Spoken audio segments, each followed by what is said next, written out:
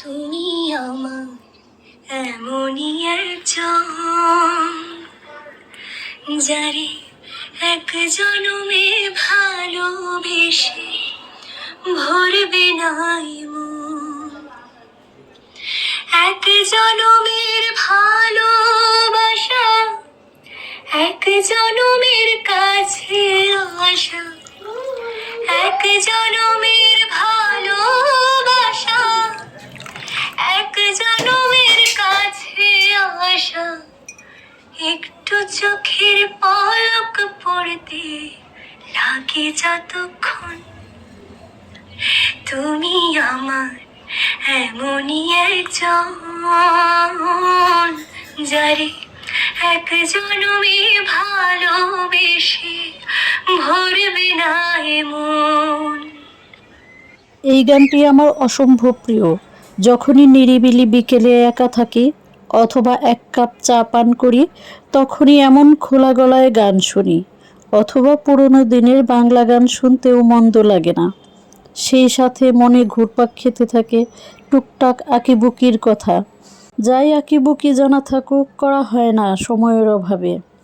আজ একটি রিপেয়ারিংয়ের কাজে নিয়েছি, মানে এটি অন্য একটি পেন্টিং ছিল।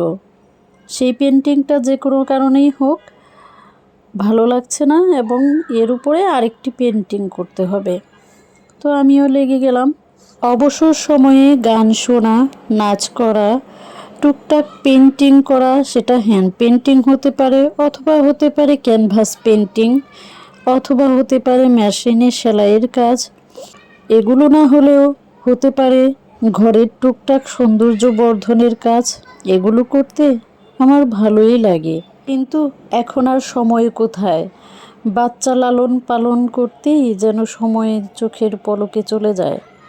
আমার শখের কাজগুলো আর করাই হয় না। এগুলো মূলত আমার মনের খোরাক বলা যায়। প্রত্যেকটা মেয়েরই কিছু না কিছু গুণ থাকে, হয়তো বা রান্না, পেন্টিং, সেলাই, থাকতে পারে আরও হরেক কোনো গুণের মালিক।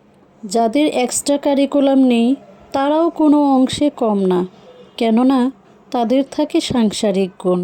এটা হলো সবচেয়ে বড় গুণ। এই গুণ কম বেশি সব মেয়েরই থাকে। এই মেয়েটা কোনো দিন গ্লাসে পানি ঢেলে খায়নি, নিজে প্লেটটা ওয়াশ করেনি, সেই মেয়েটার সংসার হওয়ার পর টুকটুক করে একটা সময় সব কাজকর্ম শিখে যায়।